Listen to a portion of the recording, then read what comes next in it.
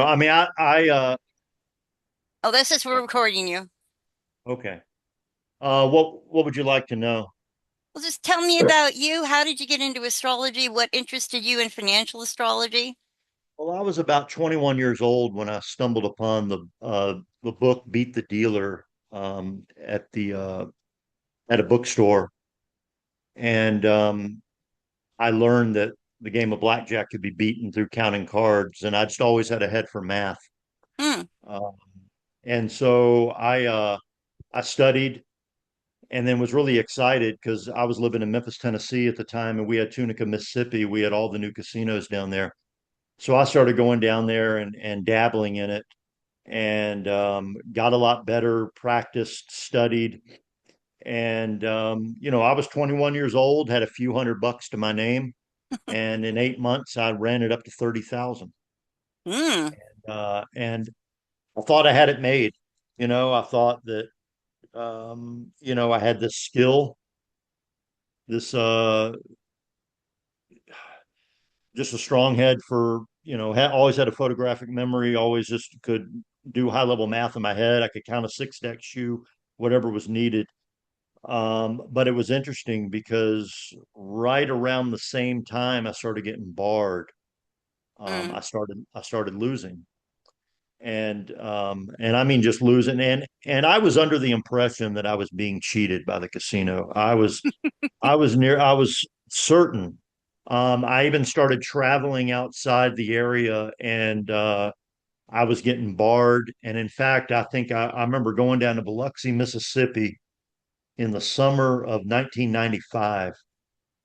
And I hit every casino. By the time I hit the third casino, I was already black booked from a couple of those casinos. The ones that I was able to get in and play, I never won a session. I mean, it was a nonstop string of me getting 15s and 16s against dealers nines and tens.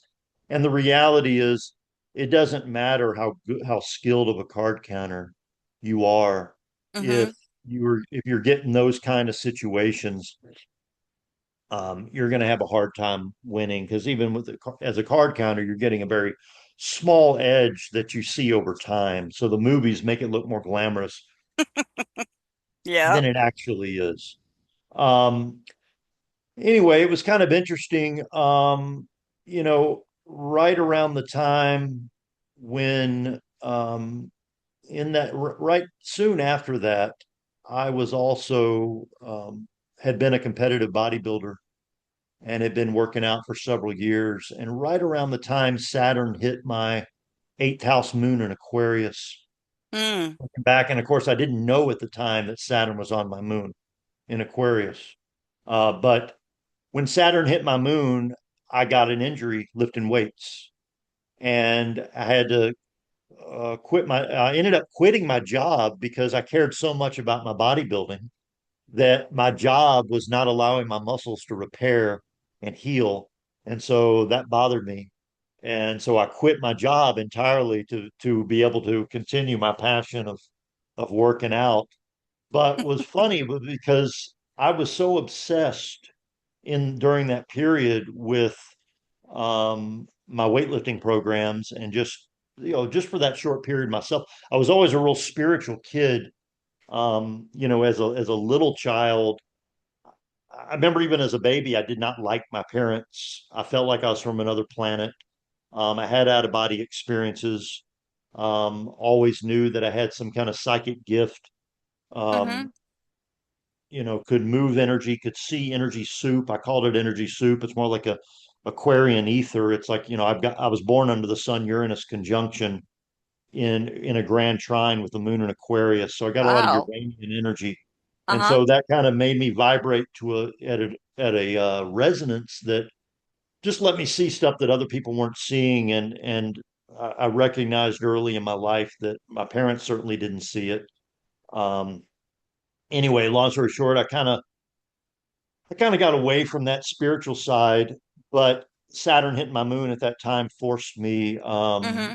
back into having the discussions with friends and getting back into the spiritual pursuits. And in 1997, ironically, my progressed moon was in conjunction with Jupiter, um, and um, transiting Jupiter was moving then into my eighth house towards my Aquarian moon, and so was Uranus. So during that period, I had Uranus and Jupiter hitting my eighth house moon. Ended up finding a center, and I opened a spiritual community center. Oh. And it just kind of evolved. At first, it was sort of like I'm making money selling this silk Indian clothing that was made by some Krishna friends of mine, and Mm-hmm. it evolved into this, punk rock shows upstairs at night, and during the day downstairs we sold hemp clothing, recycled clothing. We were trying to empower people through classes on sustainable building. Um, the whole thing was about empowerment. It was about taking our power back from the government, taking our power back from the doctors, getting back into Mm-hmm. herbal healing, offering herbs, offering natural remedies. Had someone come in to teach yoga classes. On the very day that Jupiter was on my moon on the first pass during that time, I met my astrology teacher. He came in for a psychic fair, we called it. And we had a Reiki practitioner too, and I was attuned to Reiki on the same day Oh. that I met, and I didn't. But it was funny because I thought astrology was bullshit. To be honest with you, I thought that you know it was just some kind of horoscopy thing.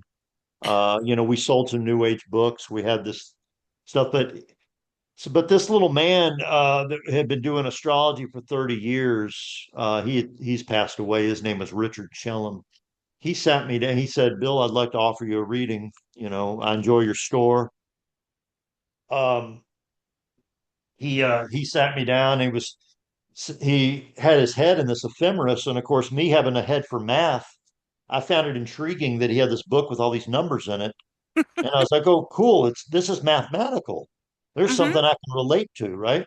Mm-hmm. So he stared in it for a long time, and I remember the first thing he told me was like, "Well, you must be creative with a capital C because you've got the Sun Uranus conjunction on the fifth house cusp." Hmm. And I said, "Yeah, I've always been pretty creative. Yeah." But he started going in. And then he asked me. He said, or have you ever had the inkling to gamble for a living?" I And I would said, say "Well, with that going on your fifth, I would think so. yeah." So I said, "Well, that's funny. Yeah, I mean, I played blackjack." And he said, from the period of, summer of 1994 to early 1995, you must have felt like a god." And I said, Mm-hmm. "Why do you say that?" And he said, "Well, you got this thing called the progressed moon, and Jupiter was going back and forth retrograde, but it was on your progressed moon, and it rode your progressed moon this entire time." Mm-hmm. And then he said, right around April of 1995, you would have ran into some challenges. He just, and I'm sitting there speechless thinking, this guy just looked in a book, calculated something mathematically, and he told me the very day I got barred for the first time. Mm-hmm. Um, and so obviously I was instantly intrigued. Um, Saturn had hit my midheaven, and right around the time Saturn hit my midheaven, I mean, I kept butting up against it, and I just could not, I could not win. I, Mm-hmm. I was getting barred. I couldn't win. Long story short, when Jupiter was also making a pass to my moon again, he calculated some times and said, "Why don't you go down?" I said, "Well, it's been a while since I counted cards." He said, you don't have to. Just here's the time that it's rising tomorrow. Here's the time that it's on the midheaven. Go back 4 minutes a day because the day after, 4 minutes earlier, it's going to be rising and be on the midheaven. Play those days. And so I did, and ended up winning $4,000 each day. Mm. But it was incredible how lucky I ran. I mean, I went down there and it was like eights, split the eights, another eight, split the eight again, three, double Mm-hmm. down, 21, three, double down, 21. I mean, it was incredible. It was, it Mm-hmm. was, So that got me studying, but it was kind of it was a frustrating process. Um, I it didn't take me long before I realized that I didn't have a whole lot of respect for, other than the greats like Dane Rudger, for instance. I didn't have a whole lot of respect for the modern astrologers. I didn't agree Mm-hmm. with the way they wrote. I didn't Mm-hmm. think that there was any depth to them. Um, and even an astrologer like, let's say, Robert Hand, who writes these books with all these definitions, I really delved deep into Jungian psychology, and I understood that we draw to ourselves a, a range of energy, that basically what I would describe now is that we're all containers, we're all vessels of energy, and Saturn is what governs that container and dictates kind of the limitation as to Mm-hmm. what we can draw. Um, as it dictates the karma of that container. I mean, that's why there's some people, and it doesn't make a difference whether you may be experiencing a transit and I'm going to be experiencing a transit, but what matters really ultimately is your container and my Mm-hmm. container. Um, People, there are, so obviously, you know this, uh, people are luckier than other people. Mm-hmm. And each person, you know, I, I'm writing a book right now on gambling astrology, and one of the things that I differentiate is earth math and metaphysical math. Earth math is the statistical math that says that these are the average expectations, or this would be the statistical expectation based on long-term play, for this particular application. You're playing a slot machine that has 90% return. You're expected to lose, 10 cents for every dollar you bet. But metaphysical math trumps that. And of course, the complexity of it's great. It requires counseling for every individual, pretty much. Mm-hmm. We can't just look at a chart and simply say, you can find indicators, but you can't necessarily say with 100% certainty how that person is going, or what octave that person manifests a particular complex, be it a yod, be it a T square, whatever it is you see in the chart, the complexity of that chart. You got to, it's important to get to know the soul.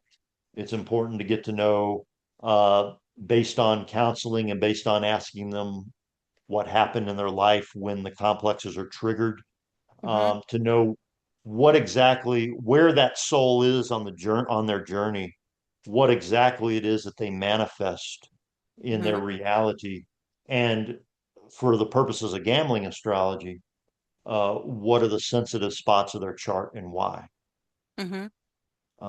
I mean, even my book kind of puts myself out there vulnerable, and talks about my hard past with abuse in my early childhood, a father that was absent, a mother that, the having no protection, and how that played out later in my life in terms of my money karma, which Mm-hmm.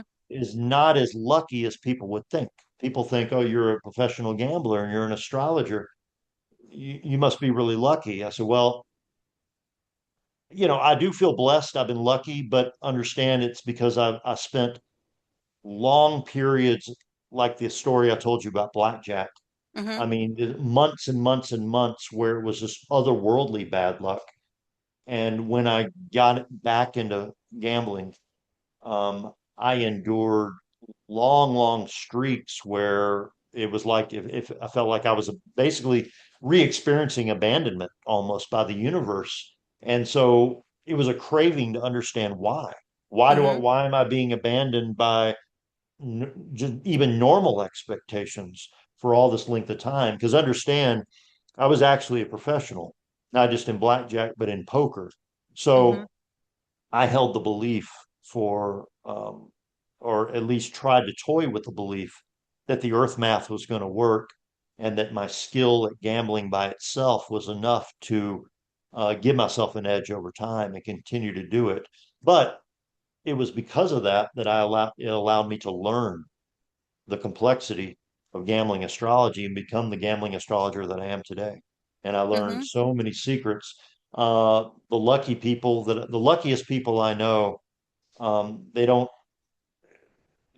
have the pressure to ever really have to question their reality. And there are people like that, you Mm-hmm.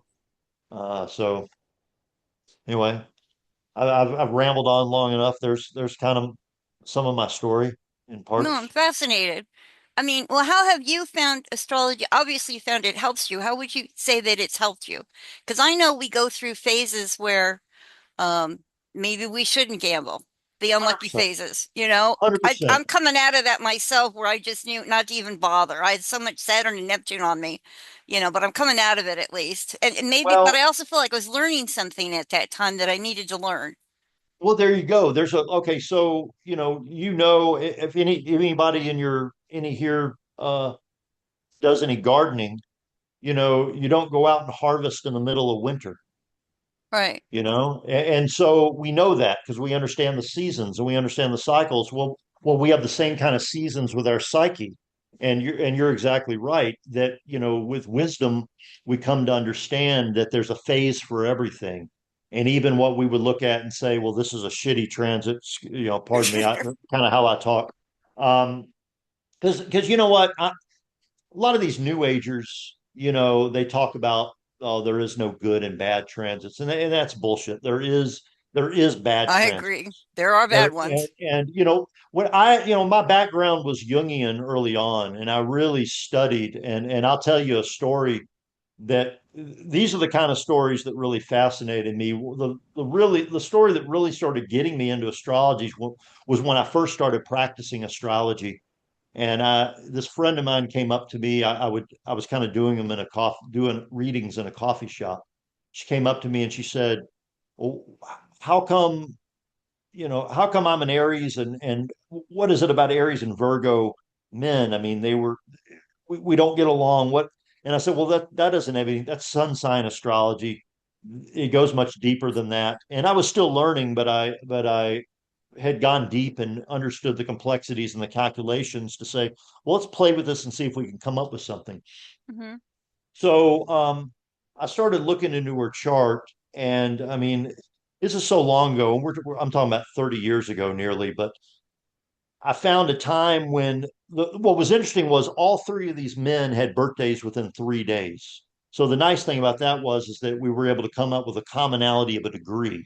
Mm. And obviously that tells us that she was sensitive to a particular vibration. That's all it Hmm. is, a sensitivity to vibration.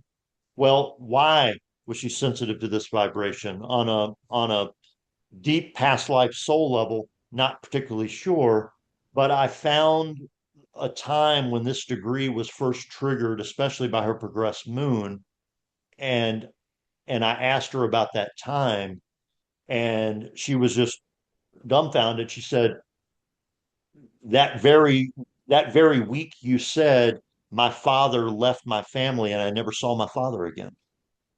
Hmm. So then we looked at her father. She remembered her father's birthday, and lo and behold, her father had the moon at that position of Virgo. So basically, the thing was is that what was fascinating to me about astrology was I was learning about recognition of vibration, and that we are drawn to vibration at particular times when we're being triggered. And you're right. I mean, the reason I'm telling this story is because it showed me the depth of what we can understand and learn. The value that this person got when she came up was learning that there was an association with all three of these men and the abandonment that she had with her father. Hmm. I had another one that was a little harsher where I was paid to do a chart for a guy that was a total skeptic. Um, he didn't believe in astrology, he thought it was funny, but he thought he would humor me and give it a try. I looked at his chart, and it was obvious that um, he had some heavy, really heavy, what looked like it could have been was most likely sexual abuse around the age of 8, and the reason being that there were 8 degrees between a collection of squares that involved Mars, Pluto, and Saturn. Mm, all in the fourth and the seventh house. And of course, if you use primary directions, you understand that not just solar arc theory that would shift the planet 8 degrees and make them exact right around the age of 8, but also through primary directions, when you're progressing a chart 4 minutes a day, the mundane position of the uh, planets move back and align into an exact square at the age of 8 for this particular person. So anyway, as the story goes, I there was a there was an alignment. There was basically a transit coming up for this person that was 8 months ahead, and I remember looking at it and saying, next February, all I didn't know how to address it. mm-hmm, I wasn't at the time a professional counselor. mm-hmm, And so I didn't, but I tried to address it as delicately as I could. It was obvious he was defensive about it, didn't want to talk about it, but I just needed to warn him that I hoped that he could ground into a level of forgiveness and understanding of what happened the coming February, because all that energy was going to well up from his unconscious at that time, and that he needed to be prepared. mm-hmm. And he laughed it off. And then that February came around, and my friend that paid me to do the chart went home early for lunch and found that man molesting an 8-year old in the backyard. And he Oh my went to God. prison on that day. And so he was abused at 8. That's what we were seeing. I was seeing astrologically. And that kind of gives you an idea, too, of this question of fate and free will with astrology. There is free will with astrology. But what is fated is that we are going to experience the karma inherent in the complex. And so if we look into the past and see what happened in the past, and we know that a complex within our chart is being triggered into the future, we can know that we're going to deal with that life lesson. We know we are going to deal with that life lesson that is going to affect us energetically 100%, but Mm-hmm, we can become conscious of it through astrology. Astrology is the language that allows us to become conscious of it. And so, luck works much the same way. It I know it sounds like a big leap to go from that dark story to luck, but a lot of times, we deal with simple nature of self-worth and value. mm-hmm. Um, my eighth house moon, how the unconscious value. Uh, and so when a complex is triggered, I may unconsciously draw to myself um, less value through being simply misaligned with the collective uh, value, collective force. Mm-hmm. The remembrance or reincarnation of feeling unvalued by my father, by my mother during those particular times when I couldn't communicate my more evolved, more spiritual nature as a young soul growing up, and the disconnect between that. I mean, I have Saturn and Gemini in the 12th house, and I have it square the midheaven. Mm-hmm. So that there's a lack of support there from the external sources, and I had to learn to be my own source of support and really learn how to figure out and navigate myself through the maze of the unconscious, which astrology measures. It measures Mm-hmm. when we're aligned and when we're misaligned. And so that's the nature of gambling. I mean, that's the whole point of it, is that we're looking at individual charts and trying to see what your particular sensitive spots are, what your particular relationship to value is, what your particular relationship to luck is, and we find your lucky spots. We find the spots that where you won't be so lucky. We avoid those, and we exploit the good stuff. We exploit the good stuff. What That's would you what we're doing. say are, what have you found to be, say, a lucky transit or configuration? What do you think goes into those lucky periods in a chart? What are you looking for? Well, I look for complexes in the chart. I especially look for um, planets that are making um, good strain-free, maybe sextile conjunction trines to the angles, to the midheaven, to the ascendant. Um, I know people that have like charts that you would look at initially, and some people might think conventional astrology might think that's not a very lucky chart, but they've got everything flowing so well with the angles that it just manifests on Earth a particular way. And that's all that really matters when we're looking at gambling astrology. But it all depends. I I've had periods where I've had amazing Jupiter transits, but I was having terrible luck because other transits were anchoring it down or bringing it far down. I mean, Mm-hmm. you got to look at the big picture. You got to look at your progressions, your secondary progressions. Your minor progressions are going to be most important for day to day. I'll give you a recent example of one that I was actually I've got a wide orb Saturn Venus square, but I've had a lot of karma with it, with Saturn and Venus. I even had a daughter that I raised as a single dad that had Saturn Venus exact square, and she had Saturn on my ascendant.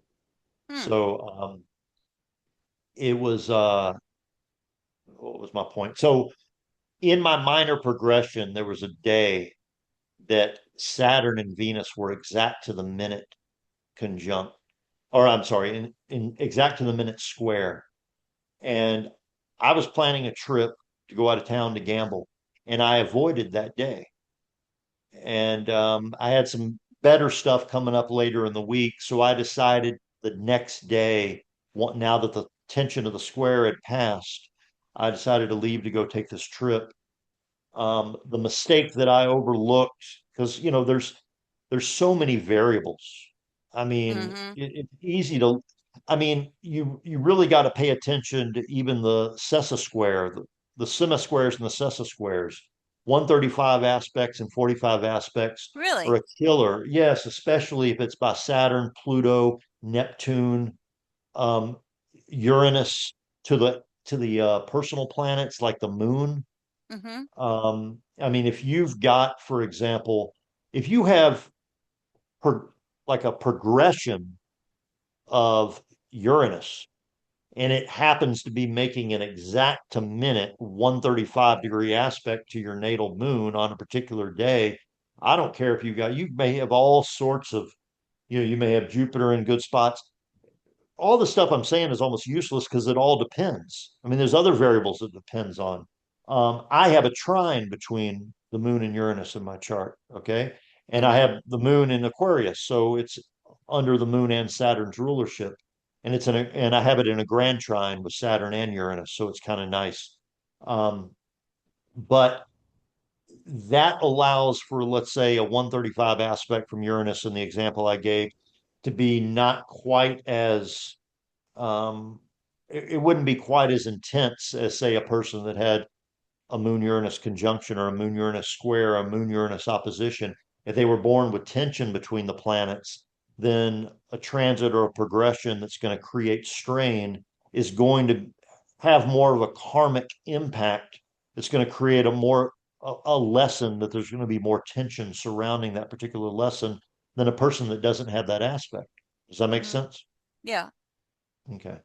Um, so, if you would rather, what would be more productive is I could take a look at, in fact, we could do this. I could take a look at someone's chart here and I could tell you guys exactly what I would look for in that particular chart if you Okay. want. You want to play Y- that?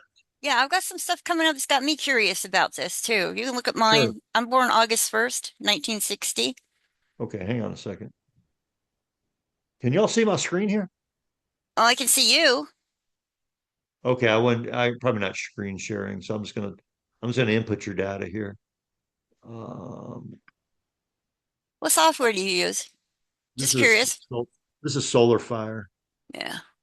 Um, so you Okay. said August? August 1st, 1960, Okay. 12:45 p.m., Okay. Los Angeles. And it should have about a 15 to 16 right there, Scorpio rising. It's daylight saving time, so I know it's tricky. I was just thinking that because I've got Uranus, I think progressed trining my Jupiter right now, but I've been waiting for Jupiter to go direct, which it just did. You said 12:45 p.m. 12:45 p.m. Yeah. in Los Angeles on August 1st, Yeah. 1960. 60. Why am I showing a 2 degrees ascendant? I don't know. It should be 15 Scorpio. It's again daylight saving time. I know messes it up. Oh, this software usually does that. That's weird. I wonder if I toggled that and turned it off. Huh. Look here. I can't What get the my heck? mouse to move for some reason, or I'd pull it up on the screen. I don't know why my mouse isn't moving. Weird. Oh, I just got my mouse to move. Let me see if I can pull it up.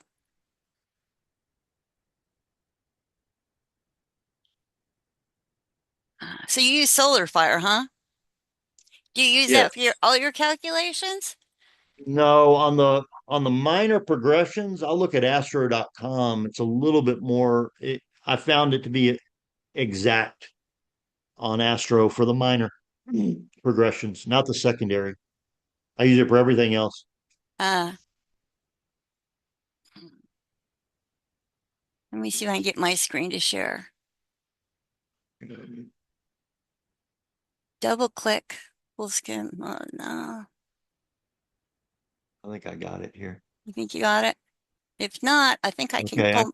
I got it. And this 12:45 p.m. So now I'm showing 14:35 Scorpio Yeah, on Solar Drive. that sounds Okay. more right. Okay. Yeah, I think you can see that Uranus progressed to 24 in my chart, which has me a little curious because it's moving up to my natal Jupiter now. So you But have you have Uranus and Venus conjunct at 20. yeah. Okay. Um, well, for one, you do know that it's a little, I mean, obviously it passed, but when Saturn and Neptune went in conjunction, and I think we talked about this, Mm-hmm. um, it was 135, 15 Scorpio, Mm-hmm. because it happened at 0 degrees of Aries. Mm-hmm. So that conjunction during that time would have greatly impacted your way, and it seemed like it was because you really started going deep, and started putting a lot more out right around that time. I noticed. What period are we talking about? I'm talking about the Saturn Neptune conjunction that happened recently in Oh, February. oh, that Okay, makes sense. remember Yeah. it went conjunct at 0 degrees of Aries, right?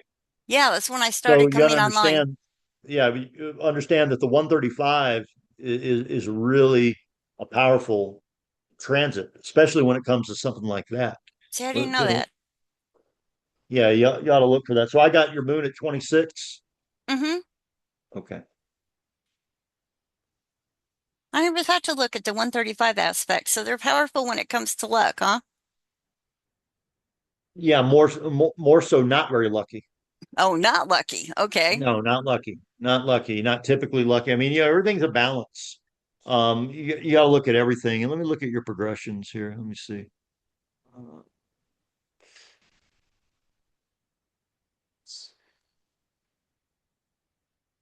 your secondary progressions, put them side by side here.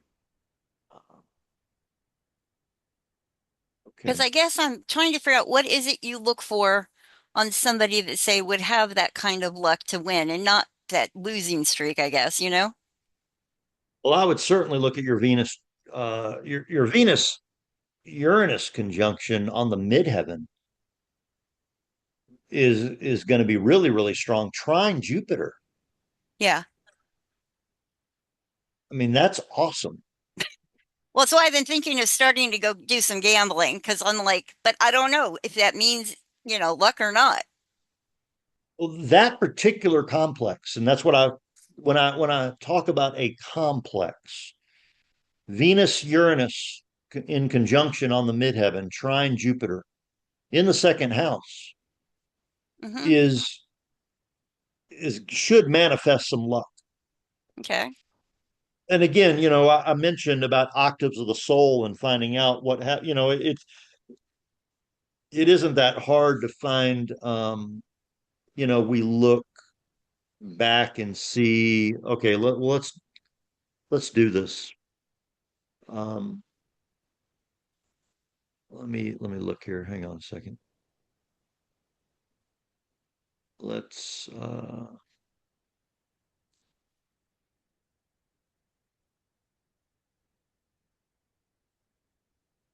let's progress this. Give you an idea.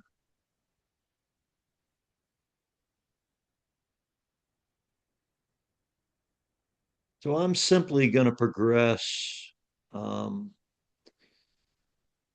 Uranus to. I'm going to look at these. Obviously, the other planets are very, very important, Mm-hmm. but um, take a look. Go back a couple of months. I'm looking right now at 1987. Oh, that was an interesting year. Okay. Late. So yeah, late 1986, early 1987. Mm-hmm. Um, let's see, you're 1960. So, well, obviously, we can say that would be an interesting year because you're 27 years old and you're going to have Mm-hmm. your progressed moon return to its natal position. I kind of consider that the beginning of a Saturn return. But given the fact that Uranus was making a conjunction to your Jupiter, and the reason I forwarded to that because Jupiter is making a trine to the Venus Uranus conjunction in the complex in particular. Mm-hmm. Uh, it it makes Uranus's transit over Jupiter more powerful. If Jupiter wasn't making aspect to Uranus, then Uranus transiting Jupiter, not to say it would bring nothing, but it would not bring the type of level of luck that a person that has it in natal aspect would get. Does that make sense? Mm-hmm. It means that you have a particular karma between the planets, Mm-hmm. even if they're trying. Um, you know, I'm sure a lot of this is when you were kind of blossoming into quite a degree of like given the fact that your second house and you got retrograde Jupiter in the second, and given the fact that you got the moon in Scorpio and you were having your progressed lunation return headed towards your Saturn return, I would imagine this is where you really kind of got a lot of the Uranian type of insights that allowed you to blossom as an astrologer. Yeah. I was doing a lot of astrology then, but I also got involved in what do you got? Changing the laws, fighting some laws that were coming down. 86, 87. I started going on a lot of television to support some laws, oppose other laws. And I was lucky, very lucky at that time. Landed in the perfect job, got myself into some TV studios, got a lot of TV exposure. So, and I knew that was all luck to get all that exposure. Well, Jupiter's the planet. Jupiter and Sagittarius is the legal planet. Mm-hmm. It's a planet of laws. So yeah, Uranus on there. You were having luck surrounding that particular avenue. Yeah. But luck would also work for you in the casino at that time. So yeah, just something I wanted to run by and test. It was funny. And I had some people take me to Vegas. And yeah, I was making money gambling back then. It's true. mhm. Let's see, you've got. The Take a look casinos here. were a lot different than back then, though. Oh yeah, yeah. Yeah, I would have gotten in a little more trouble in Vegas doing the card counting that I was doing. I never had a Um, mind for card counting. Could never, but I've been thinking about doing it because I've been seeing, watch these documentaries on how people are making a lot of money off of the card counting. well, understand they haven't. If they're making a lot of money, then they're either working in teams or they have incredibly lucky charts. I mean, I gave you an example. You're looking at, especially with the rule changes of blackjack, you're only getting, maybe a 2% edge over the house, which Mm-hmm. means that which with a edge that small, an individual is going to have a lot of days where they're going to lose. Yeah, with an no, I edge saw that's a off. team. It was a team of kids from MIT that evidently made a documentary about these kids. Yeah, they worked as a team to do some gambling because, yeah, one would get kicked out and then the other one would have to go in. Yeah. Yeah. Again, the whole point of this entire exercise, everything we're talking about now, is to understand that metaphysical math trumps earth math. So, like Well, what would you say there you're looking for if somebody says, I want to know good times that I could try to do this? What is it you're looking for in the chart to see if they have it? well, this is what I would look at for you. And like, so I'm going to look at right now. Let me look at something else. I'm going to give you a better example. Okay. Okay. I'm going to key in your information here into, well, here, let me do this. Just make it easier. I don't need to be that fine tuned. Right. I can just give you a general. Um, I'm going to look at your minor progressions because that's so vital for day to day. Mm-hmm. Okay. Um,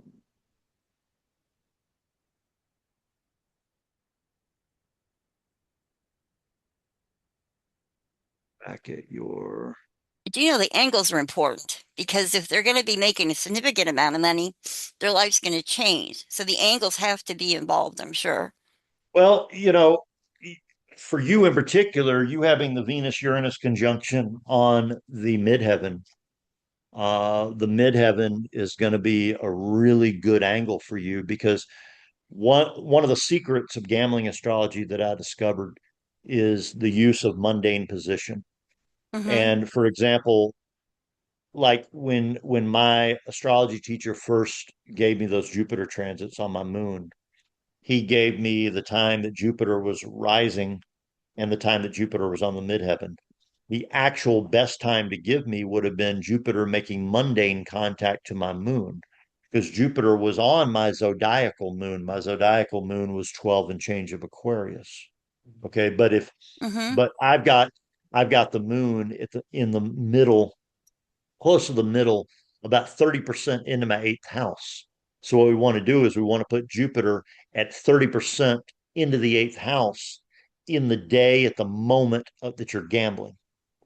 Because if you think about it, when we're born, you ever read any Jung and one Oh, of yeah. the ways that Jung helped like people that had neurosis and schizophrenia is he did a lot of mandala therapy.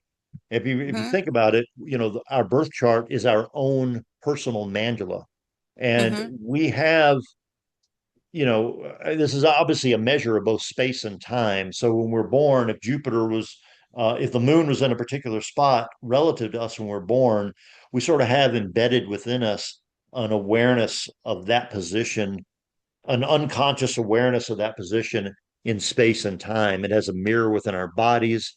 It has a mirror on Earth, and Mm-hmm. so there's going to be maybe a psychic link or an unconscious awareness or a trigger similar to similar to Jupiter making it a zodiacal trigger, which would be hitting the moon at 12 degrees of Aquarius.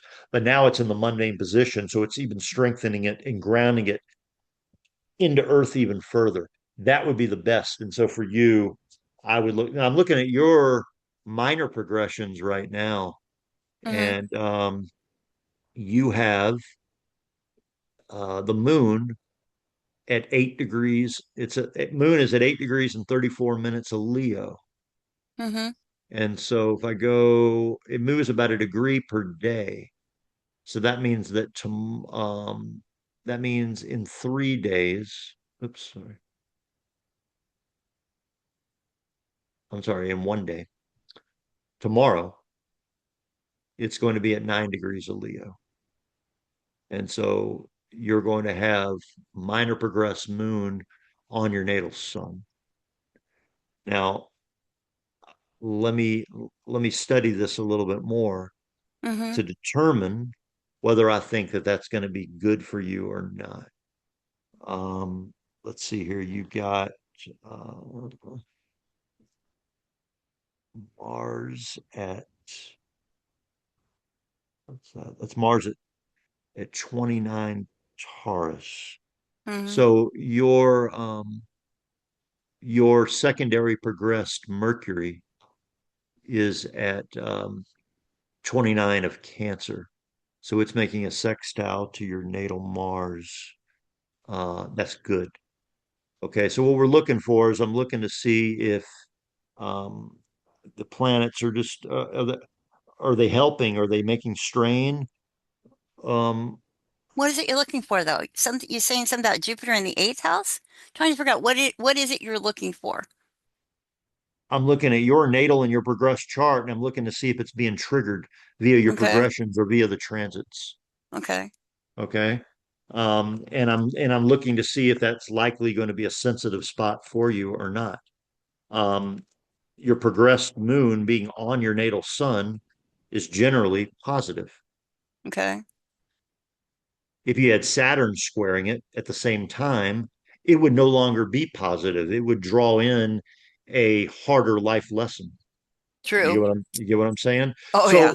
So it, when I'm looking at things, I'm going over the chart with a fine tooth comb, and I'm looking at I'm trying to see if your natal Saturn is being hit. Like, okay, for one here, you've got your your progressed Saturn on this chart is at 17 degrees of Pisces Mm-hmm. retrograde. So Mm-hmm. it is making, well, it's actually gone past it. So these are the kind of things I'm looking at. I'm sort of it's this isn't it's nothing easy. It's nothing quick. Right. This is a science, but it also is an art because it takes a mathematical mind to some degree because the complexity of these variables, you understand. You've been Mm-hmm. doing this a long time. The astrology chart is so filled with so many different variables. I mean, it's each person is one in billions. And True. so you're trying to look at when, you're looking at the progression and seeing, are there any likely positive triggers? Are there any negative triggers that could likely take away from this? One thing that I'm noticing here, and if you go to Astrodoc, what software are you using? I've been using AstroWin. Okay, can you pull up a minor progression? Oh, I don't know. My mouse isn't working. I don't know why my mouse isn't working. No. Okay. Well, so Saturn, you got the natal north node at 1724 of Virgo. Mm-hmm. And let's see here. First, I want to make sure it's actually in trine to Saturn. What are you trying to pull up? Progression? Minor progressions. Oh, minor progression. So if you go to astro.com on for her chart and you would go to they have uh the lunar progressed, not secondary progressed, but below that they have lunar progressed and they have minor progressed.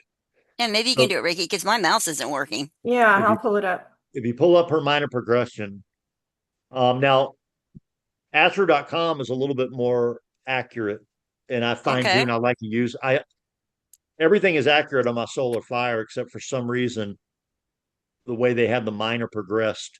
The minor progressed works a little bit better in astro.com. So once you get to that, let me know when you pull up her minor progressed chart.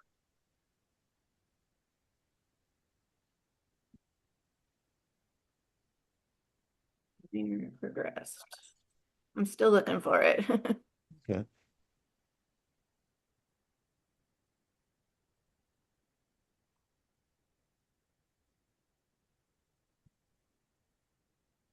Maybe I'm looking in the wrong spot. Where did you say it was again? It's under I'm gonna go to it so I can Okay.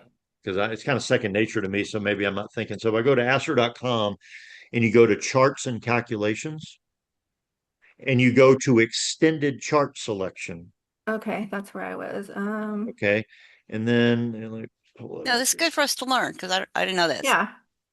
Um, okay, so then go to chart type and you scroll down, and as you're scrolling down, you're going to see progressions. and you're going to see natal and tertiary progressions, and then you're going to see natal and tertiary progressions to minor progressions. That's what you want. Oh, I see it. Okay. Okay. So click that for Jody's chart if you have that. All right. And so we're specific. And then what do you find the moon at on that particular chart? Because on Solar Fire for the fifth, for right now, it has it at 8 degrees and 31 minutes of Leo.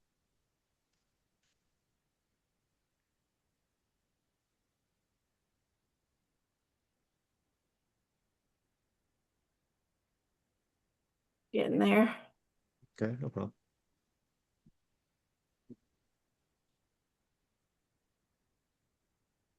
Hey, George. Want a cookie?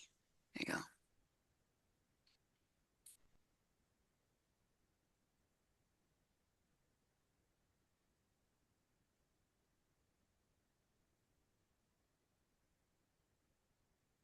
What houses do you look for when you're looking for luck? I mean, obviously we have, I would think, the second, eighth, and fifth. I'll look at your chart again. Well, I mean, in any chart, when you're looking for something, for like luck with finances, gambling, or I would assume um, second, eighth, and fifth probably. all of them can be lucky. And I'm just Really? being honest. Yes, yes. I mean, so yes, the second and eighth house deal with the axis of conscious money versus unconscious money, and through the Mm, axis, I've been able to understand why I've had certain unconscious blocks or certain unconscious cycles with the moon, but I've had to measure because I've got that moon Mercury square with Mercury in the fifth house in Scorpio, square the moon. I've had to balance that understanding of statistics and earth math with metaphysical math. I've had to mm-hmm, master it, and it hadn't been easy mm-hmm. because so I've had to master somewhat mind and body, Oh, um, looks like and, Vicky got the chart up. the connection between you know us and the collective. Mm-hmm. You're tapping into collective resources and your ability to be either on or off, depending on that. Um, I can look at all of it. Okay. Let's see. Looks like Ricky got the chart up. Okay. I So, got some extra stars in there, but just ignore them. oh, you got it on the, Yeah, can you see it on the screen? I can see it on the screen. I wish it I'm, wasn't so. I'm so far, I'm off the screen now, I guess. Let me see. Oh, Oh, there it is. Um, this is Jody's chart. yeah. Is that minor progression? Yeah. Can you go up and see what does it say up at the top? Two for,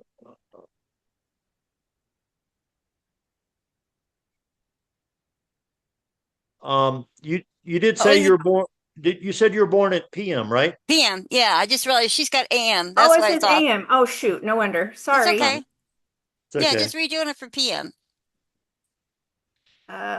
Sorry. No, I was looking at the chart going, what? Okay. I picked 45 and then I had to go back and pick 12 and I guess it bumped it. All right, let me see. How the heck do I get back? Well, I haven't Well, used Astrodias before, so this is interesting. Okay. probably got to push escape. Let me see. I don't know. What do you push to go back? Back arrow. I guess. Okay. Oh, I there we go. guess. Okay. Um, Yeah, it wouldn't let me push anything because the Here. screen share was in the way. All right. My dog wants a cookie or he's not going to leave me alone. Here, go on. I have a very demanding Pomeranian. well, I'm glad your dog's okay. I think there was a period when. That one passed. Yeah, you know Well, me a Oh, while. I'm so Yeah. sorry.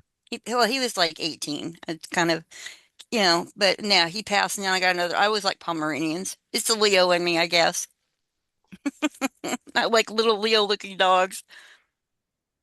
oh, there we go. Okay. Oops. Here, take your cookie, go.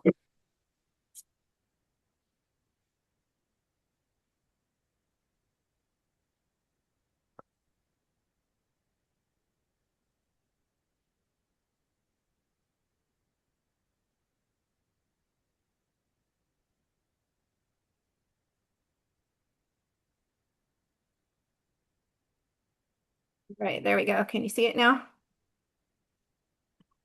I don't see anything now. Oh, there we go. I should have took those stars off, but Yeah, And now it says go, PM. so let's go down and see where the moon is exactly, because you can see the moon above the sun, but if you go down, you can see what's the exact, does it say 8:20 down below? Is that, hang on, it looks like it says 8:20. You see the little the down at the bottom in that little box on the yeah. bottom left. What you want to look for is those numbers on the right side. On the left side is her natal planets. On the right side is going to be the progressions. And so that says 650 Leo. Okay. Okay. So that means Oh, that you're 3 days out from exact to the minute. oh, Um, wow.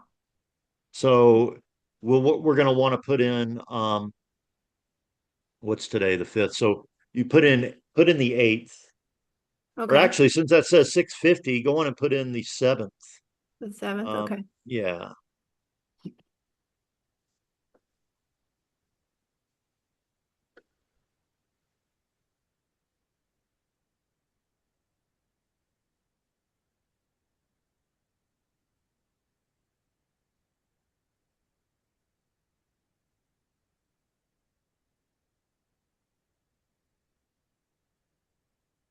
Make me do this again.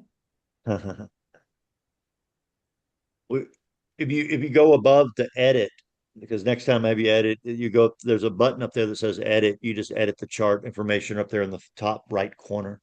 Yeah, Uh, let me see if it'll let me change the, yep. it's just taking me to the birth data. Right. But then, oh, um, So how do we yeah, take you're it two right. days out?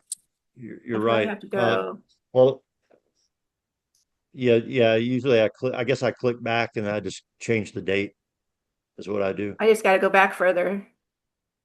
Yeah, just click back one more time and then change. There There we it is, go. start date. So 7th. The seventh. Yeah. And then make sure this still says Jody. Yeah, 7th of April. I yeah, you're took good. all those out when I'm at it. And all that's fine. It isn't gonna Oh, it isn't that's gonna all make just much. me playing It isn't around. gonna make. Oh, okay, cool, cool. All right. Um. So yeah, let's take a look at that Right. box. So you're looking at the natal versus the progress then.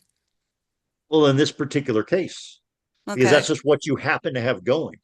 Right. If I were going to look at, well, hey, go up, go. Can you go up a little bit for a second?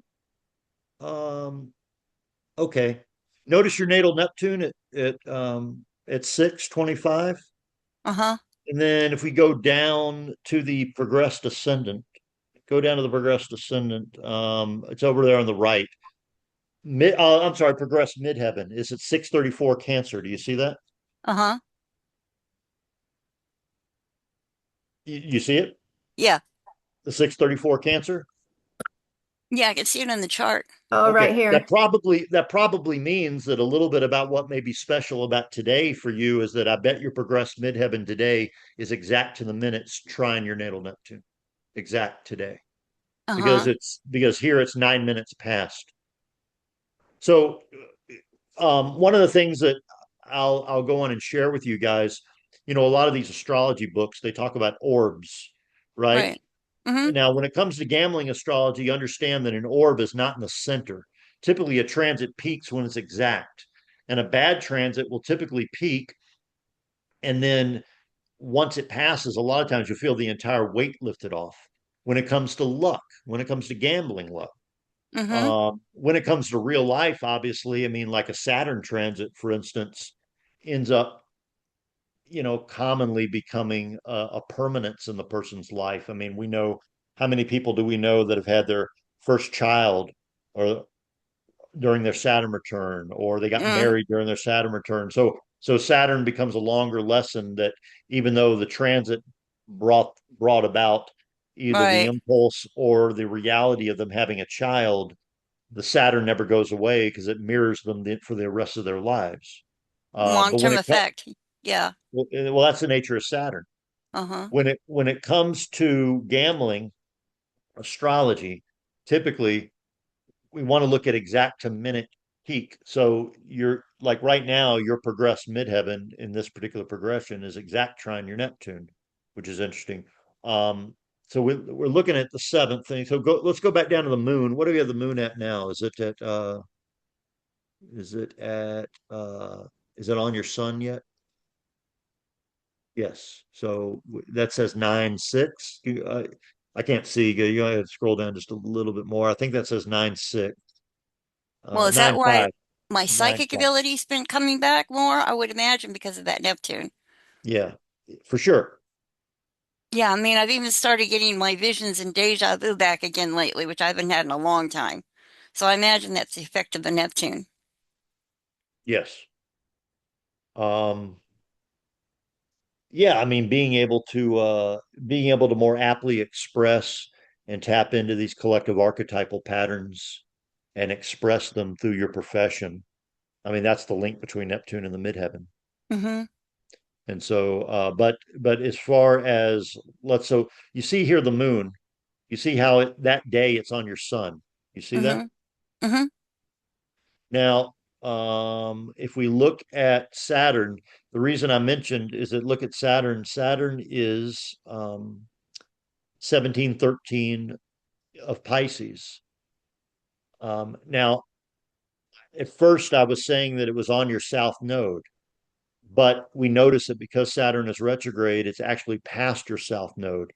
But look at Neptune. You actually have Neptune um, making a trine, right? And in fact, the day after, I think Neptune's going to be exact to minute trine your node, trine and sextile your nodal axis. Do you notice that? Yeah. What does that mean, though? Well, that I mean that would definitely tune you in a little more to you, you know the the the bridge between you and collective resources would start to dissolve a little bit, would start to weaken a little bit, and you'd be able to go in the right direction. Moons deal with direction, so it could be an opening that this whole process could open you up to moving more in the direction of using these type of progressions in order to have some success in doing Okay. this. But this particular, I want to show you a couple things. Okay. I looked for a date that I thought would be really good for you, Okay. and I'm going to show you why I'd be a little more reluctant to use it. Okay. And this is where, so you notice down there that Venus is at um, 0 degrees of Leo, right? Mm-hmm. Okay. If you go back and key in November 13th of 2026, November 13th? uh-huh, This year or last year? this year, This we're year. going forward. Okay. We're going forward. 26. All right. I'm gonna give you something to look forward to here. Okay.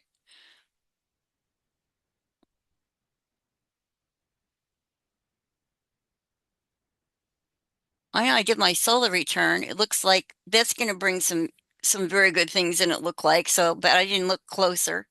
You mentioned. So let's look at Venus here. Mm-hmm. Okay. So, well, yeah, like, again, these are a little bit off of the other, but you notice that Venus is basically returning to its natal position in your Okay. chart right there, right? Yeah. Um, okay. And in fact, maybe a day or two later, it's going to be exact. Um, but the moon, actually, give me a second here. Let me look here. Um,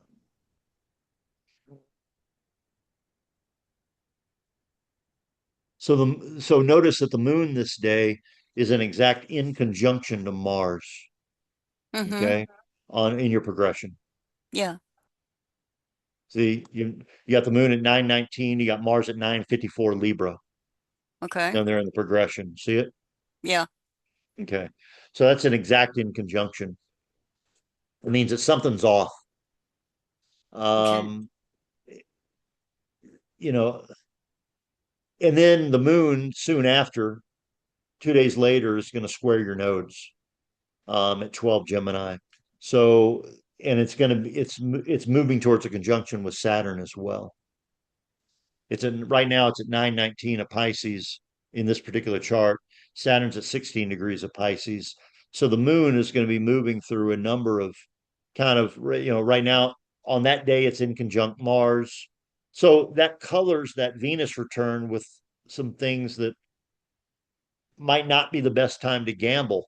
But now let's go Okay. forward to let's go. So basically, I was looking to put progressed Venus on your natal Venus because we know that the Venus Uranus conjunction is powerful, trine Jupiter for you gambling. We know that. Okay. So, what I did was I forwarded a little more and I found a time now forward to Mm-hmm. Christmas Day, ironically, December 25th.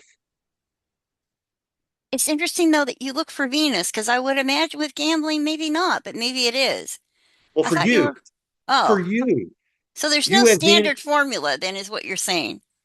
you have Venus conjunct Uranus on the Mm-hmm. midheaven, trine Jupiter. Yeah. So, I see. So you're so looking to the natal to see when it's activated then. I'm looking at see what in your chart is sensitive to luck, Okay. right? Because this is your energy. It's your energy. Mm-hmm. Your chart is sensitive to luck, and that Venus Uranus conjunction trine Jupiter is going to be have great sensitivity to luck. So Venus returning to its position on that spot is not just returning to Venus; it's also making a conjunction to Uranus, and it's making a um, a trine to Jupiter. But now Mm-hmm. look, so we look here. Now we see that Venus. Look at Venus on Christmas Day, and it wasn't just that it's making a trine to Jupiter on this day, Mm-hmm. but but the Moon is getting close to a trine in 2 days from that point. So on December 27th, because Mm-hmm. the progressed moon on this particular progression moves 1 degree a day. So the moon is going to be at 20 degrees of Aries. So the moon is going to be trine. Your progressed moon in this case is going to be trine your natal Venus Uranus conjunction at the same time as your progressed Venus is going to be in conjunction, or as your progressed Venus is going to be an exact to the minute trine your Jupiter. Here we got Mm-hmm. 24 degrees, 18 minutes of Leo. Your natal Jupiter's 24 degrees and 20 minutes of Sagittarius. And if you go down a little bit, look at Jupiter. Jupiter is within minutes of making an exact sextile in the progression to the natal uh, Venus Uranus conjunction at 20 degrees of Gemini. You see that? Mm-hmm.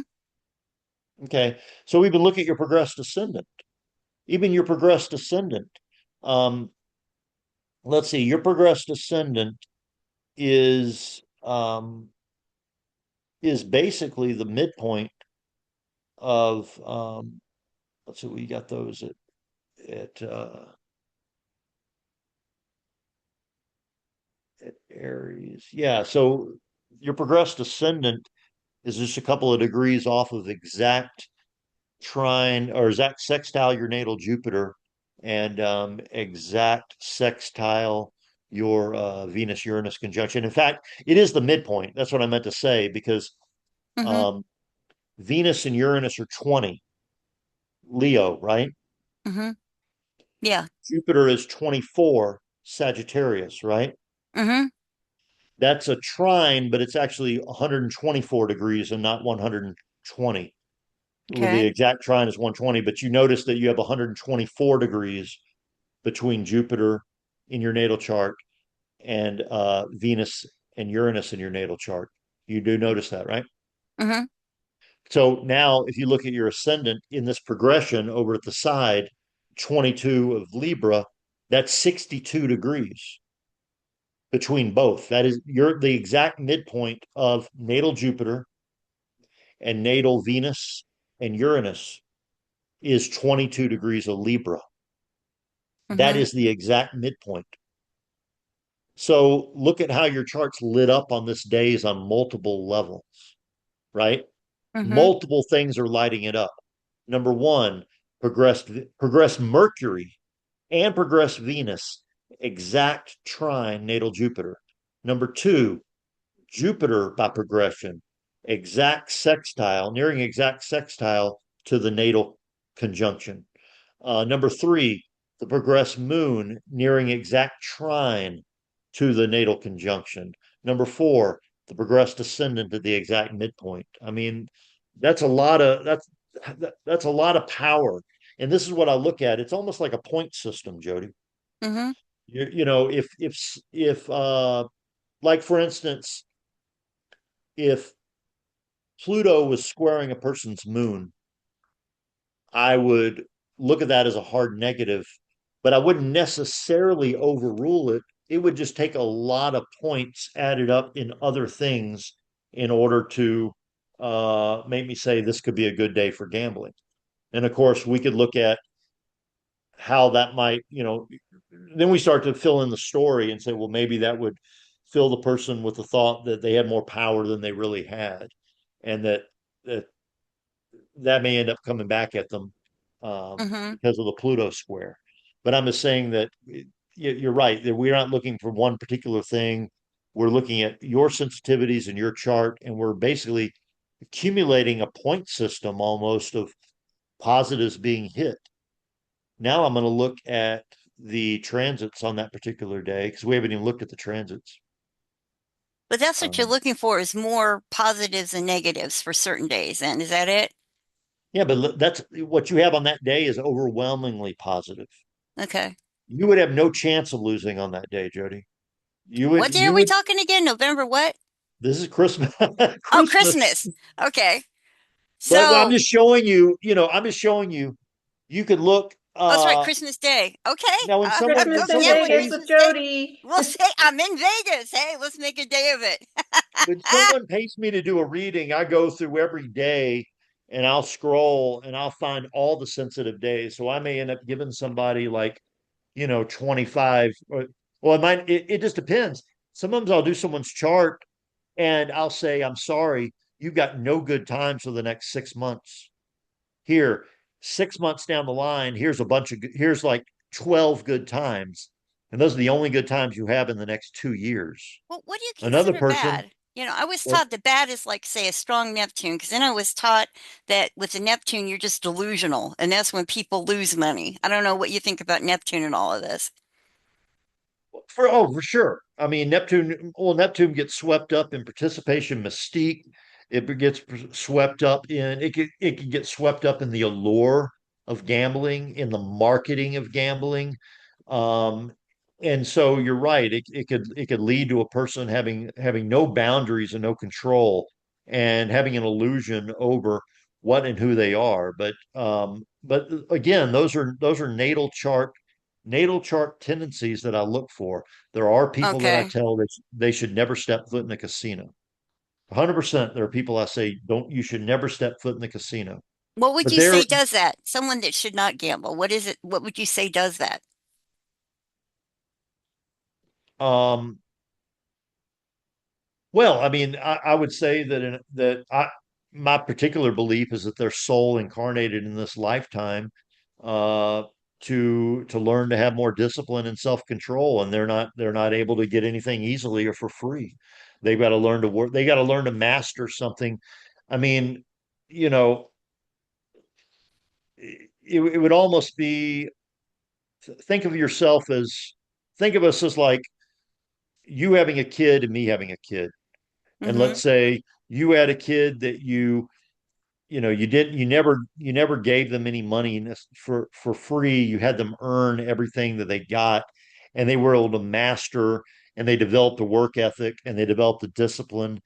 And let's say I wanted to be my kid's best friend, and I gave my kids candy and treats, and whatever they wanted to eat, whatever they wanted to do. Dad, I want $20. Can I have $20 here? And then when they both get older, we compare our two kids, and my kid would be completely worthless at that time and have a Right. really a hard time. But understand there's the positive function of Saturn, and so I do believe that um, we you can look at Saturn and kind of get an idea, but I think ultimately the answer to your question is through counseling the person because you get a better idea as to what octave a particular planet is resonating on in their chart. And because sometimes there could be people born at the same time. One person could be in lifetime number one, and Mm-hmm. another person could be an old soul. So this old soul is going to manifest this T square, this yod, or this particular configuration of the chart on a much higher octave than the other person. So So then you that becomes important too. so you don't really look for patterns per se because you're saying every chart is different. That's what I Every think I'm chart is hearing. different. I do look at patterns, but I like to ask my clients what happened at particular times or to get an idea. Um, let's say, for example, I want to learn about their Saturn. Any example, say they have a Saturn Neptune opposition with the Sun in T square. Mm. Well, in order to find out what that means, we don't look up Robert Hand's definitions of what that means, right? No. We find when Saturn made a conjunction to that person's sun, and we say, "Tell me what happened." Or we may say, tell Okay, me I about your see. life. Tell me about your relationship with your father. Tell me about your relationship. And then, if it's third house, we might say, tell me about your relationship with your siblings. So you Tell me first about, look at how they dealt with those in the past before you go forward. Is yeah, that what let's okay. say let's say it was third house. I might get an idea that there was that they felt inadequate compared to siblings. Or I might Mm-hmm. get an idea that they felt inadequate compared to the educational system. And I might explore that with the client on an individual level. Okay. Um, and but then I can use dates because dates are the number one confirmation. If a person can remember dates or what happened, or at least general, Mm-hmm. then I can find like I'll calculate the exact time Saturn was making a conjunction to their sun and say, it's sort of like that girl that, like I said, what happened in 1982? Oh, my dad left home and never came back. Well, that told Wow. us everything we need to know, right? Well, Mm-hmm. I'd say, well, what happened in 1980, no, 1996 and because they're a client, they don't need to know all the jargon that we're talking about, like Saturn's making a conjunction to your sun. Right. They don't give a shit about that. What they Mm-hmm. care about is their relationship with their father or their relationship with the comparison between them and siblings or teacher and teachers and the collective comparing and labeling them in base as a student in comparison to other kids and how that may have developed complexes with them that made them feel less than or that they had to develop in certain ways, the pressure to develop in certain ways. I'm just saying those are the kind of things that I would look for if I'm looking at that particular aspect in a chart. And but then I would ask questions to find out where does that live in that person? How does that particular complex manifest in that individual? Because that is a Okay. unique individual. Lots of people have that T square. And multiple people have it in those signs and in those houses. Mm-hmm. Fewer and fewer and fewer because you're dealing with long odds of those particular complexes. But you hopefully you get the point there.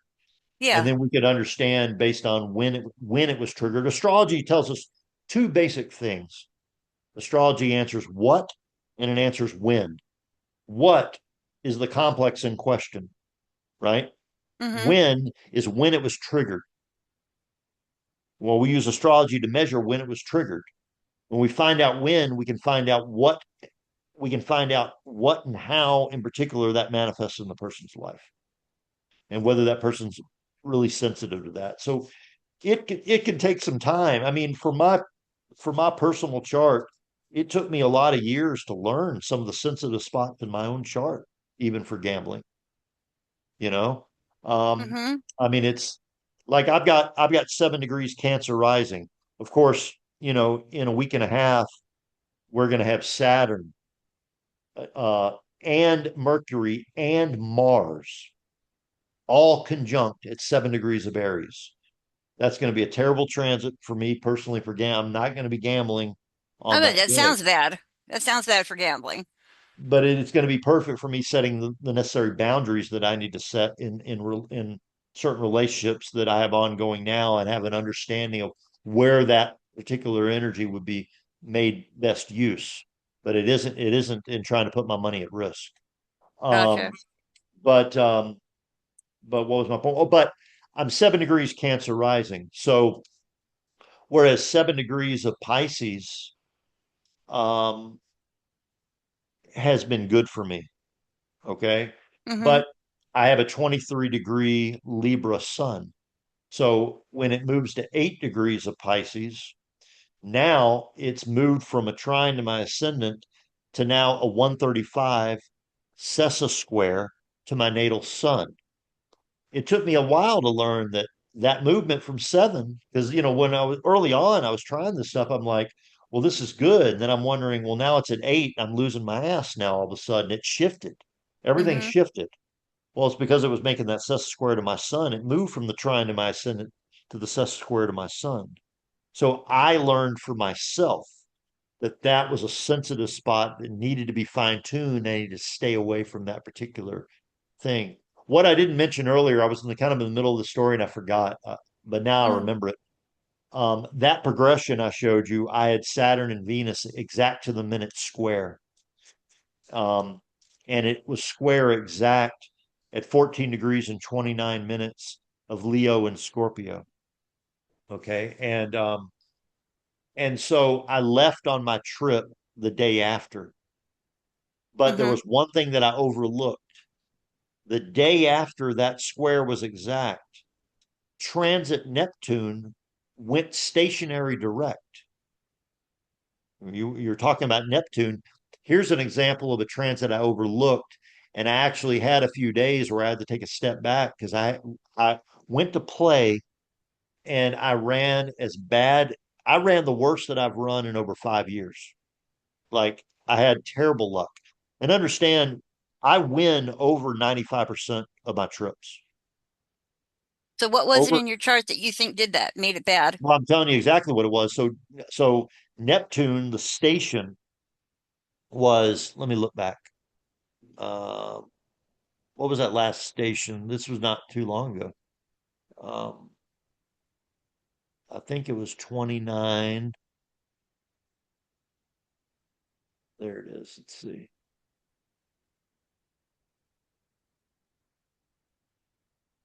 Okay, so there it is. So Neptune stationed on uh, December 10th of 2025, and it stationed at 29 degrees and 22 minutes of Pisces. Mm-hmm. And so I was wrong. So that square was not 29. I was thinking the 20. The square was 14 degrees and 22 minutes of Leo and 14 degrees and 22 minutes of Scorpio was the progressed square. Now I waited till the day after, but because that square happened within 24 hours of the Neptune station, stations are very powerful. And if a station triggers something sensitive in your chart, it's going to have effect very similar to an eclipse, where the Hmm. effect may take 6 months or it takes however long. Um, Certain things are very sensitive to stations. I did a video recently on Bitcoin. In fact, I made a lot of money a couple of months ago on Bitcoin by shorting it at the perfect time because Bitcoin is very sensitive to Uranus and the Really? Uranus station. When you would think, right? I mean, it was it's it's computerized, it's digital, right? Yeah. It was made So you through watch Uranus and BBC. Bitcoin? Is that what you're saying? You watch Uranus and Bitcoin? You want to watch the stations of Uranus, Okay. but it doesn't always flow exactly with the stations 100%.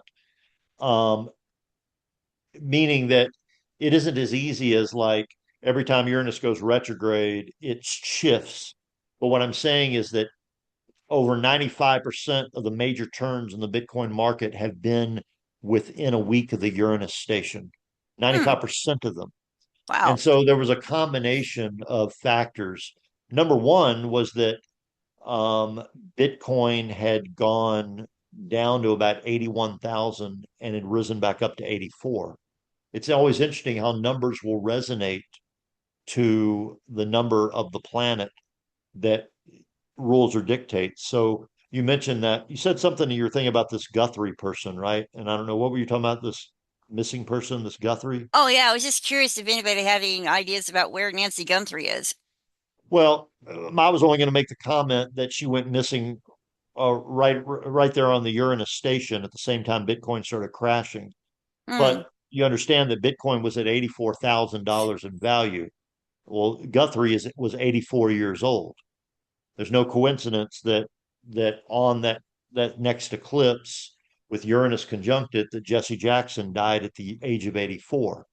We just recently had this basketball player that scored 83 points in an NBA game. Just during right there the very next week. It's the second most that's ever been scored in a basketball game, but he scored 83 points. Well, obviously, but when we see these things, we know these things. We see 84 over and over again. This person's 80. We know that we're dealing with Uranus, which is Okay. an 84-year cycle. Okay. Mm-hmm. Um, but the point about this particular, uh, I don't know that I finished the point, was that Neptune station was at the exact midpoint of my Saturn Venus square in my Okay. progression. Exact. 14 degrees and 22 minutes of Leo and Scorpio. The midpoint of that is 29 degrees and 22 minutes of Virgo. And obviously, that means the apex midpoint would be 29 degrees and 22 minutes of Pisces. And so I, I felt like all my luck, all the structure of everything that I built, everything that I was all about, like you know, my reading charts, my calculating charts, my professional gambling is all done within a structure. It's a complicated structure, but it makes sense to me. It's a structure. Neptune is the opposite of Saturn in the sense that it is dissolution of structure. And you can certainly say that my structure was completely dissolved. I played a couple of days before I realized this is the worst I've run in years. What the hell's going on? And then when I saw it, I didn't get to play the rest of the trip. So I can't play. Okay. Um, so just as an example, there's so many variables, certain things can be overlooked. Even I can overlook things because we're looking at so many different variables. I see what you're saying. Because yeah, I mean, there are general patterns, but you're right. I've seen just sometimes the littlest thing can throw off a chart entirely because every chart is different. And you got to look too at the primary directions too. I mean, that's such a critical solar arc and primary directions is super, super, super critical. Um, let's see, let's give you an example. Okay. Okay, so like for instance, you have 20 degrees between Moon and Neptune, right? Yeah. Okay, so can you remember anything that happened to you when you were 20 years old, right around the age of 20, that was symbolic of Moon Neptune? Yeah. Yeah. I got involved with some people from let's say people that were the nightclub life. I Yeah. was 20 years old in LA. So yeah, I got very involved in the nightclub life then. Okay. Okay. Well, through primary direction, Moon would be drug up to Neptune. So by primary direction, the position of the Moon would be in the position of Monday Neptune because you go 4 minutes per year of life. So it'd be 4 times 20. There'd be 80 minutes that you would progress the chart, and the Moon would then rise above the horizon and would go into the 12th house on the mundane position in Neptune. Via solar arc, you would have Neptune moving to a conjunction of the Moon. So the two are about simultaneous. Um, but we can look at that Yeah, my and first astrology teacher saw that because I turned my back on sort of the psychic field and started working at a nightclub about that time. So I got, very involved with entertainment and nightclubs, that kind of thing then. right, right. Okay. Um, But then he said I would come back around when I was 26, 27, which is what I did. I came back and I started a whole bunch of things, 26, 27, like you're saying, where what's going on TV a lot, trying to fight for changes in law, that sort of thing. Yeah, there's that hit to Jupiter, Uranus on your natal Jupiter. But like for instance, you've got 11 degrees between your Sun and Venus and Uranus, Mm-hmm. and you've got 12 degrees between the Moon and your ascendant. So the combination of that shows that age 11 and 12 would be significant for both of those events. And I'm just saying that the point is that there's so many different layers that you got to look at in order to really, all we can do is gain the best edge that we can hope to gain, Yeah. right? I mean, I'll even bet on sports sometimes, and I'm writing a section of my book about sports astrology because what's interesting about sports astrology is what makes it hard is if you don't have the exact time, then it Oh, makes and it they really, never give you really the time. See, I was taught that on sports, that the left side of the chart is the home team and the right side of the chart is the away team, and to look at each side of the chart. But the problem I always had, of course, is they never would start the game when they're supposed to start the game. So that would always throw me off because, 2 minutes can change the whole chart. So I started trying to look at, instead, I started looking at the coaches chart to see if he showed a win versus a loss. But then the biggest problem I had was how to even bet on it because I would get right, right who would win, but then when you go down to put a bet on it, they always have this odd spread thing. So that always threw me off right. because I'd lose on the odds at the game betting system, even though I got right who was going to win the game. I don't, I don't want to say this and sound rude, and I apologize if I sound that way, It's okay. but um, I've never, I've heard a lot of people say those things, Mm-hmm. and I've never met any of them that were successful. Okay. Well, Now, that's why I stopped doing it. maybe there are some people in secret societies. Maybe there are people that are living in the Rosicrucian temples that Mm-hmm. have a superb understanding of what we're talking about and what I'm doing right here, Mm-hmm. and maybe they allow themselves to win enough to fun. But what I'm saying is that I know for myself, I'm the only person that I know for sure, and I've talked to a lot of different astrologers and gamblers that has for over 30 years made a successful living doing only gambling and astrology combined. And I personally made over $1.5 million in profits. See, that's why I Now, wanted to pick your brain about this so that we yeah, could and learn it's more about it. complex. And so yeah, so the thing that's funny is that these people talk about these ways of betting sports, and what I've found is that doesn't work. No, it And didn't. so what I will do is bet. There was a period like a year or two ago where, like, I know there was that player Devin Booker and specifically and Luka Doncic, and both of them had Uranus making a transit to their natal Mars.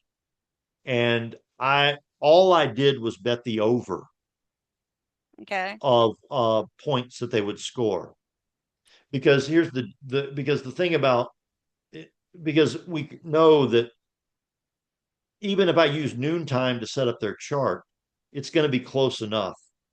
And Uranus is a slow moving trend planet. So I can give myself a window and say, okay, if they've got games within this window of time, they're probably going to they're probably going to have an explosion of athleticism or an explosion of energy.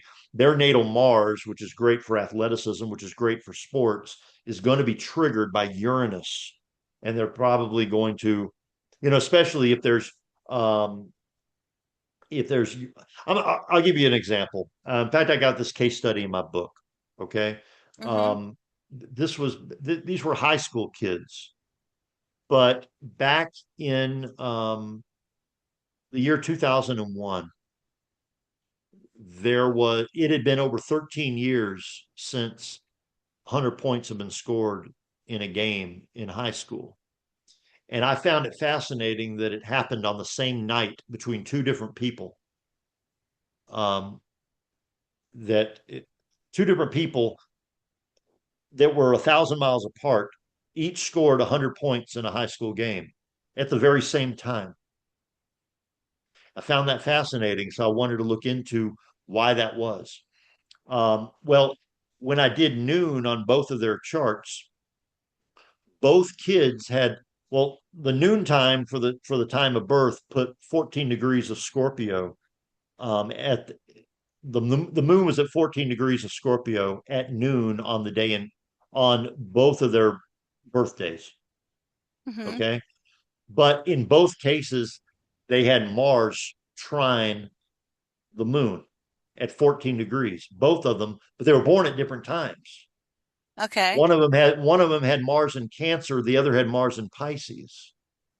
Hmm. And on that particular day in question, the lunar nodes, the day that they both scored 100 points in the game, the lunar nodes were at 14 degrees of Pisces and Virgo, and Venus was at 14 degrees of Scorpio on that moon position. Now, we don't know 100% if their moon was 14 because I used noon, Right. but you could tell that there was a mid water trigger. And in both cases, whether you swung the moon a few degrees back or a few degrees forward, Mars was going to be trying the moon. And there was a trigger in that particular day, at the particular time the game was played, that the lunar nodes and Venus were triggering uh, both boys' moon Mars trine at the same time. Now, I went a little bit deeper than I got this case study in my book, but I just wanted to give it, I wanted to let it be an example. Mm-hmm. Um, when it comes to me deciding, well, like I wanted to do the NCAA tournament. Is this team going to win tonight? I pull the coaches chart up and I So look at you the did a coaches. horary. You did a horary on it then. I didn't. I don't believe that that would be that good for that particular instance. I need Well, to when look you at the, saying when you asked if it win, what chart were you looking at? The game, or were you just asking? well, first thing I did was I pulled up the coaches chart and Okay. I did a noontime chart and I looked at the base progressions because we can see where their Saturn is. We can see, for instance, there's a coach a few years back that I looked at, and the eclipse was exact on their natal Saturn. Okay, and they had a Mm-hmm. huge upset in the first round, and it Mm-hmm. became a public disaster for them. So it my what I guess my point is that it's hard to if I had the exact charts, I feel like I could make a living betting sports if I had the exact charts. 100%. Yeah. But I don't But have the you, exact charts well, because that's what I'm asking. Do you ever use horary, or what is it you go by with a game? The coach or the? I don't use that for sports. No, I use the Okay. game time. I use the game time. I use the degrees. I use the angles of the start of the game, and I'll use the and I'll see if I got one team or the other, I'll look at the because you're looking at a lot of different charts. I look at the best players, maybe the best two or three players on team A, the best two or three players on team B, the coach on both sides, and I look to see if they have common degrees like a family because often they do. I mean, you Mm, understand that there's usually a reason why a coach has a successful team and recruits a kid. Maybe right. that kid hits his natal chart in a specific or perfect way. And then the question is that being triggered by the moon? By, but what I'm saying is sometimes because you're not dealing with an exact time, you're looking at all this information. But for instance, I've tried it before and been wrong. And then later on gone, oh, well, if I had moved the moon, if this person had been born at 7 o'clock at night, there would have been a Neptune exact to the minute square to their moon, to their progression, and and it would have thrown everything off. And then what happened seemed to mirror more what would be the reality if they had been born at 7 p.m. instead of at noon. So I Mm-hmm. was it just it's too much, it's too difficult. Um I I have enough success doing what I do. Mm-hmm. to have to try to mess with that. I mean, I want to learn more, and I'd love to try. Like, I think there's a way to reverse engineer some of this stuff, Yeah. but it would take a lot of time. And I've tried to reverse engineer some of it, like the question of a institution for sports. Um, and then what chart do we use specifically for that institution? And how do we know if that chart is exactly going to be accurate, even if we decide whether we're going to use when someone came up with the idea to start a team on the particular institution? But just as an example, look at Virginia University. I think they had, like in college basketball, I looked at this in the past. They had the biggest upset in the history of college basketball during the regular season, way back in 1983, I think it was, when they went to Maui and lost to Chaminade College, and they had the number one team in the country, and they had a 7'4" center. Okay, and then just a couple of years back, maybe 5 or 6 years back, they became the first number one team to lose to a 16 seed in the national tournament. Okay, so the question is why that institution owns the biggest upset, because we see this in sports, right? We see a person embody an archetype. We know that there's certain athletes that are always gamers, right? They Mm-hmm. always become the heroes of their story, right? And we Mm-hmm. know the other athletes that always end up being on the losing end, or maybe they can't ever win the big one, right? So we see Mm-hmm. how their particular stories kind of become molded into an archetype that if we had the exact chart, we could see why. But with the case of Virginia, the interesting point was is that I remember looking at the game time for both games. Saturn was in the exact same mundane position for the game time of both games. I do not know to what degree that's critical, but I know that if I could look at all the major upsets in the history, the let's say that let's say I took the 25 biggest upsets in the history of their school. I feel like it's possible that I could reverse engineer the natal mandala triggers, like we're talking about the mundane triggers, where certain planets would be in certain mundane positions. And over time, maybe we could reverse engineer based on degrees of sensitivity, based on the type of players they, if you notice that they draw someone, if they keep drawing people that are 13 degrees um, in mutable signs to them as players, then you're going to guess that there must be something within the energy structure of the athletic uh, institution, the whole institutional chart, that would be 13 degrees of mutable. Does that make sense? Yeah, it does. Okay. I mean, I'm just rambling on about these complexes. Well, It, we've it's we've been it's at it a so while, which is why I it's should so ask you, what so should we complex. focus on toward, because I know I've kept you a long time. What do you want to focus on for our listeners to know from you about the subject, I guess we Oh, should say. I'd rather just answer a question. I think Well, everybody, of if course, there if, wants to know what to look for. But you're right in the sense of every chart's different. But I mean, are there any standards that someone can look for to see, well, like, when's a lucky time versus an unlucky if time? you Or, if you've got outer planets, Saturn, Uranus, Neptune, Pluto, making strain, squares, oppositions, sesosquares to your natal sun, moon, Venus, you want to avoid those. okay. You want to look at your progressions to find out where your progressions are. Are you in a time where your progress moon is in a sensitive spot in your chart? Is it is transiting Saturn, transiting Neptune, Uranus, Pluto? Is it squaring or making any hard hits to any of your personal planets? Was there a recent eclipse? Are we in an eclipse orb? Where was the eclipse hitting? Um, Jupiter certainly is a good planet for luck. Venus is good. Uranus can be good. All these things can be. Neptune and Pluto. can be amazing because through them, they can give us power. We can become empowered or we can become destroyed by these outer planets. It just Okay. depends on how they hit us. I mean, if a person is having, um, let's say they're having a particular, uh, let's say Pluto's making a conjunction to their moon, but they happen to have a strong relationship with Pluto and the moon in their chart. Okay.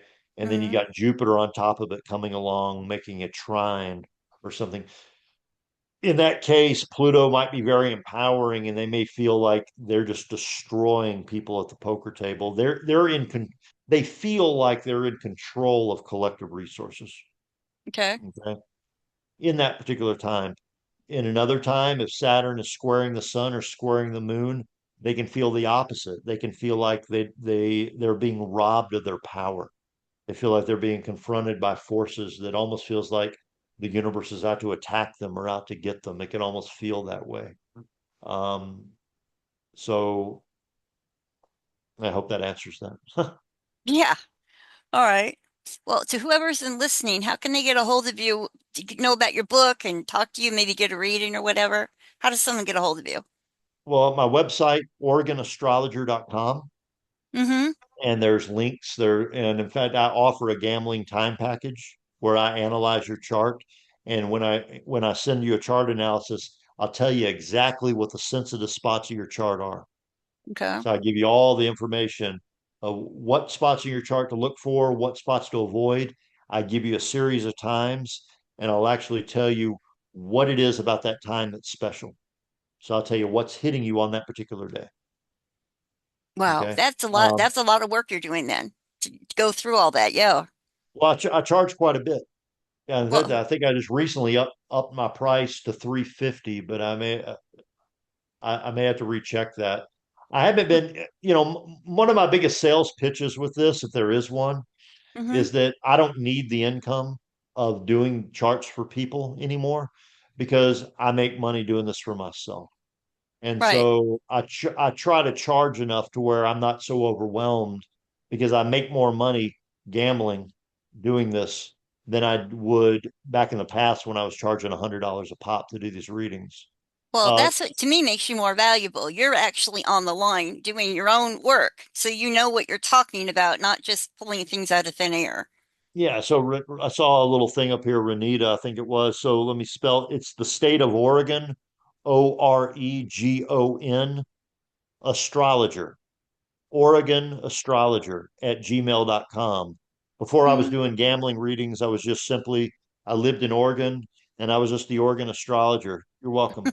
Was doing, and I was doing readings more on the lines of Jungian psychology. I was helping people understand their unconscious patterns, and why they experience the patterns that they do, because that's just what the crux of it is. We're trying to understand our own patterns, and for each of you, each have your own pattern, your own relationship with money, your own karma with money. Your chart's going to show that. So this is the question.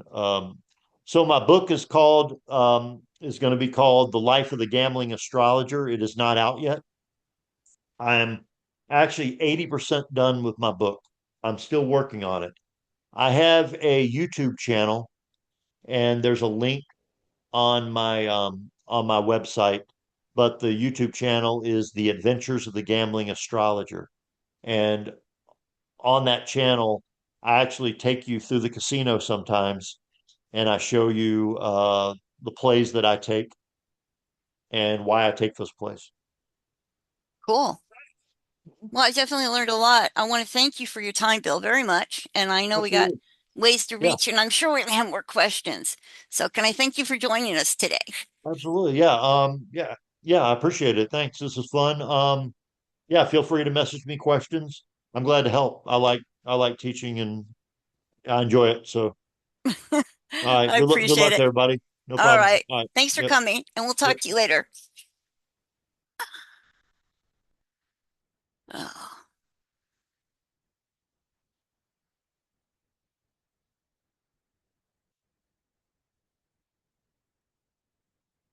Anyone hear me?